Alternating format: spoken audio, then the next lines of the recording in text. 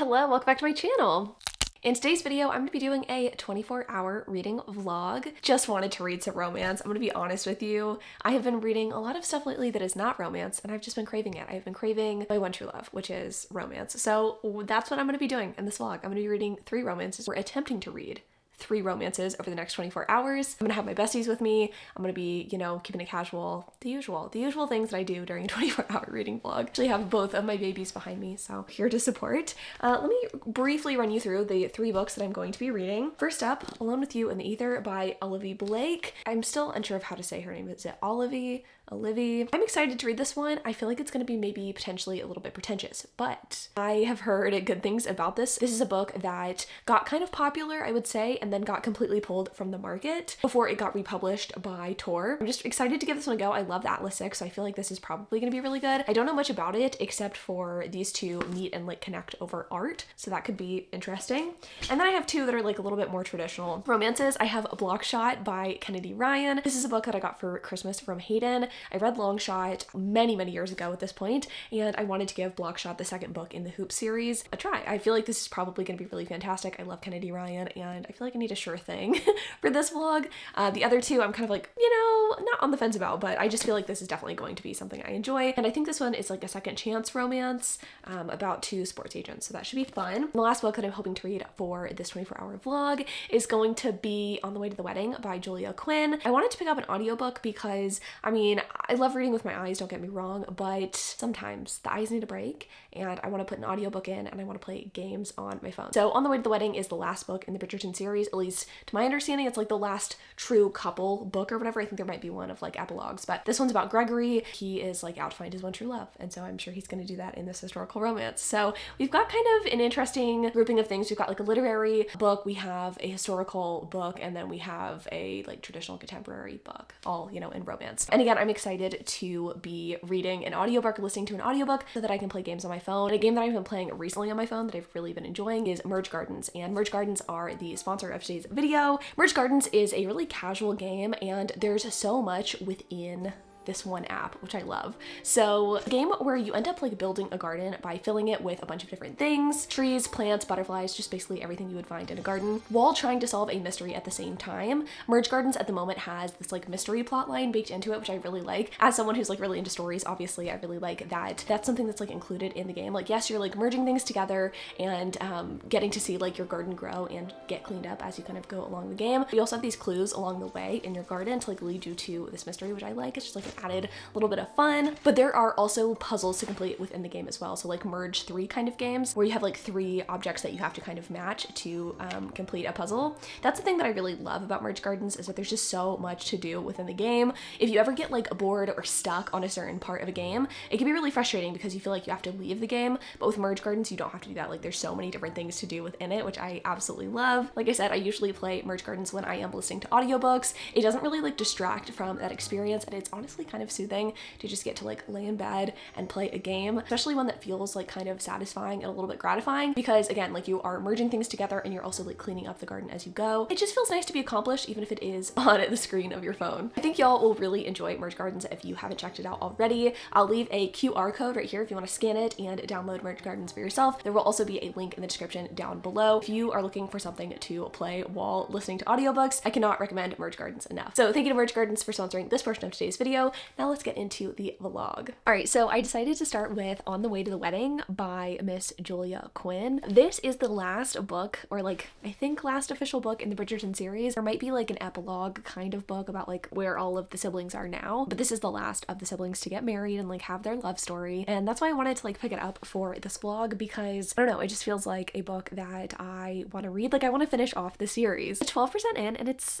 super cute, honestly. I don't know if I love the pairing yet, because I feel like Gregory is, I don't know. Okay, let me just try to explain what's going on. So Gregory is the youngest sibling, I believe. A, B, C, D, E, F, G, H. No, he's not. He's the second youngest sibling. Hyacinth's book was right before Gregory's, so not necessarily in age order, I guess. But Gregory is now looking for love. He definitely wants to get married and kind of do something with his life. He just sees how happy his siblings are in their marriages, and so he's okay, I finally want to find a woman. He sees this beautiful woman from across the room at a ball and is I have to have her. Her name is Hermione, and everybody wants Hermione because she's absolutely stunning. Gregory knows absolutely nothing about her. All that he knows is that she is in love with someone else, and she has kind of like scorned the advances of other men. She isn't really telling anyone who she like has her eyes set on. We find out pretty quickly that she has her eyes set on her father's secretary, so it's like not really a great match. And Hermione's best friend Lucinda sees this. She's like, yeah, like I know that these two are just not going to be a good match. She needs to marry someone of her own social standing. And so when Lucy ends up seeing Hermione, I guess, interact with Gregory,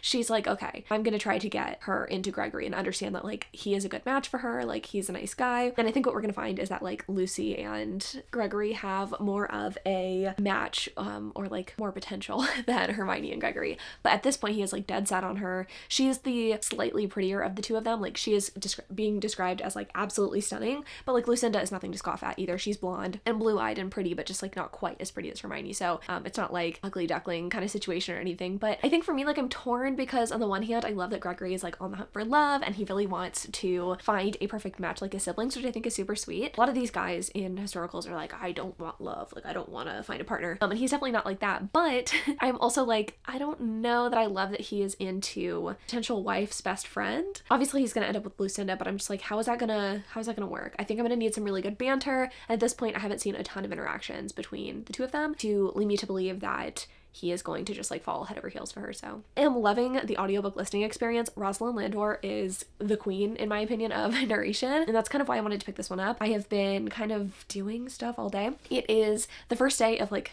no ice in Texas. We just had a bit of an ice storm. I don't know if y'all saw it on the news, but now the ice is mostly thawed. We went to the grocery store and that took like multiple hours. So now I'm back and listening to books, but like basically I was listening to this audiobook in the car and stuff. It's just like kind of easier sometimes to listen than to have like my phone right here or a book in front of my face when I'm in the car. So yeah, that's what I've been doing, and I will probably, you know what, I think I probably will finish this one. I was going to like switch between this and a physical book, but I think I'm gonna focus on finishing this one and just like cuddle up in bed with my cats, especially since it looks like it's gonna rain. It's like no snow, but I guess we're getting some rain. I think tomorrow's supposed to clear up, fingers crossed, and like obviously I'm gonna take you with me for part of my day tomorrow. So I'm gonna go downstairs and get cuddly and kind of update you on this book as I go. I think the next book that I'm gonna start in on is Blockshot, because I have a feeling I'm gonna want something like completely different. Either that or Alone with You in the Ether. Something with my eyes, you know?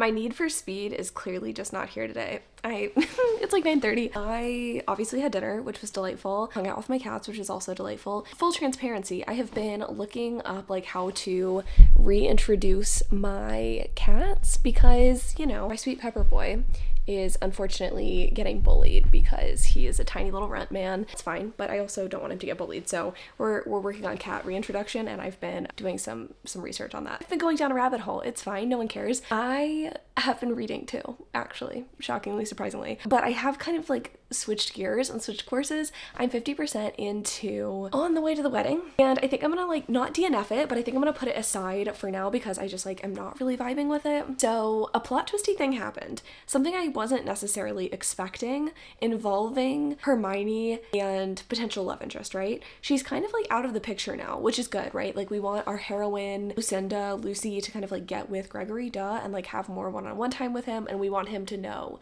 that like, sorry, Hermione's just not an option anymore. But at this point there has not been enough interaction between Gregory and Lucinda, and I'm just like not totally vibing. Like it's not terrible, it's a little boring. What we're not going to do in a 24-hour reading vlog is be bored. So instead I decided to pick up Blockshot by Miss Kennedy Ryan, and this is good. I'm not that far into it. I've actually been reading it on my Kindle because it's just easier to read it on my Kindle. I know, like beautiful copy of the book. I'm gonna hold it up so I don't have to like edit in a picture, but just know that I'm reading this on my Kindle. What to say about this book? This book's about our two main characters, Jared and Banner. Kind of tricky for me because, you know, my dad's name is Jared. I'm trying to look past it. Every time I see his name, I just think like Jake, you know, I like kind of insert a different name. Anyway, Jared and Banner.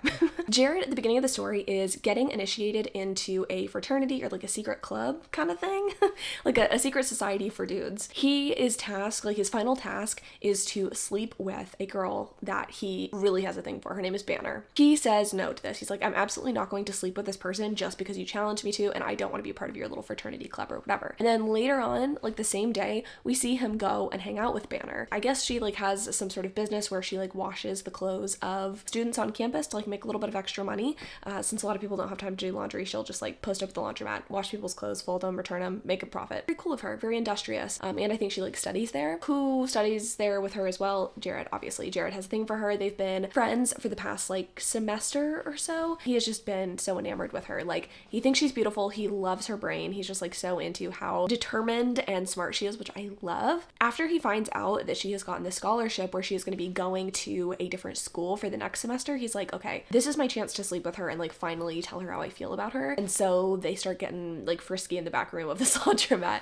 I'm so torn because I like have a feeling what's going to happen. I don't know this for sure, and I don't think it's a spoiler to say like my predictions, right? I think what's going to happen is they're going to sleep together. It's going to be a great time, and then she's going to find out about this bet. She's going to think that the only reason he slept with her was because of this bet / like his introduction to the secret society or whatever, even though he said that he had no interest in it to her. I think he made it clear to her that like he wasn't really vibing with it. I think she's going to think that that's the case. I think they're going to be separated for a period of time, and then I think they're going to come back into each other's lives because they're going into the same career field. They both want to be sports agents, and she's a woman obviously, so that makes things a little bit more complicated. She's also plus size, which is why they like dared Jared to sleep with her in the first place, which is super fucked up. But I could just like see that that's the direction it's going to go in, like a misunderstanding sort of situation. Oh, it's going to break me. Like I already know that it's going to break me because you can kind of see it coming. It won't happen, but also it's like there definitely needs to be a conflict here, and like that would be a great inciting incident. So not great, but like, you know, it makes sense. It would be a good reason to like separate people for a period of time. So that's like at the first 10% of this book. Yeah. Okay. I'm looking, and like part 2 is so early on in the book. It's like right here.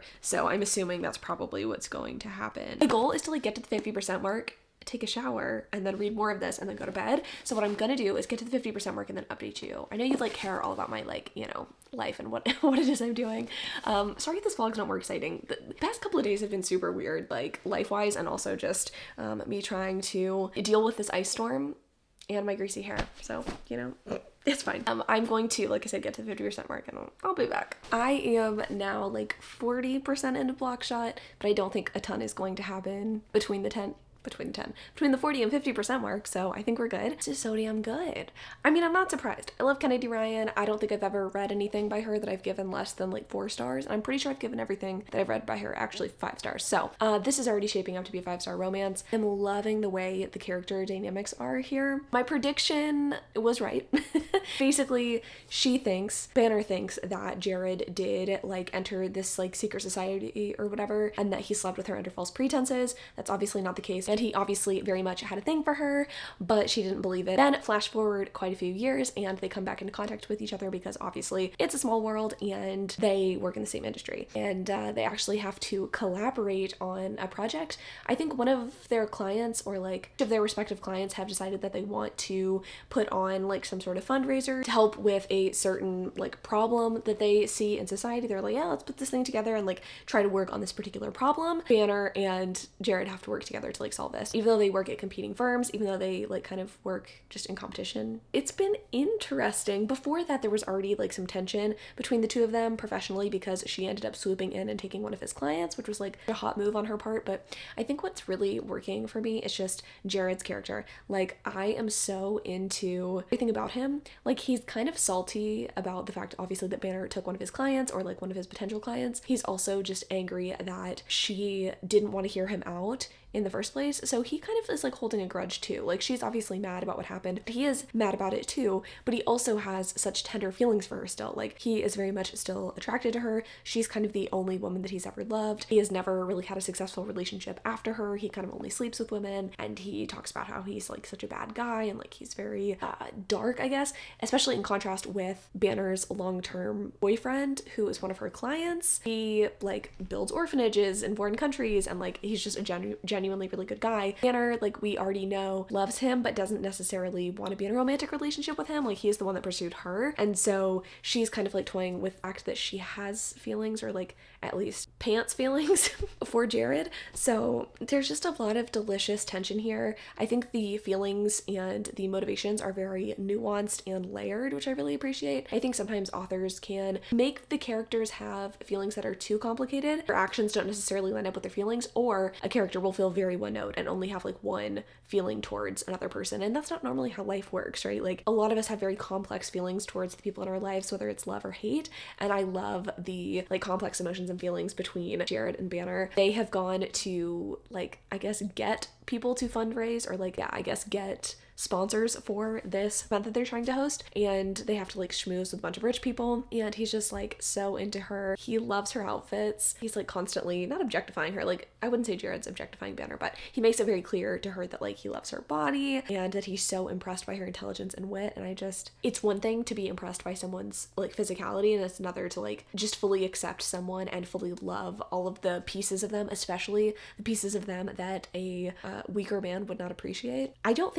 Sadly, I don't think that I've read very many books where a woman's intelligence is the thing that like is really drawing a guy in, but he knows that he's met his match. He literally says it in the book, and I'm just like, I'm obsessed. Why did it take so long to read this? Honestly, some of the vibes I will say of this are kind of reminding me of like an Elizabeth O'Rourke book. So if you've heard me gush about Elizabeth O'Rourke, or you've read some of her books and you haven't read Kennedy Ryan books, not all of Kennedy Ryan's books like are similar to Elizabeth O'Rourque books, but I would definitely say like this one definitely reminds me of that. Wealthy people in positions of power, you've got banter, there are definitely emotions here, but it's I like this book. I'm so glad I decided to pick this one up. I do desperately need a shower though, like badly. I will come back to you tomorrow just looking hopefully very stunning. Then I am going to try to finish up early tomorrow morning the audiobook that I'm listening to, then about the wedding.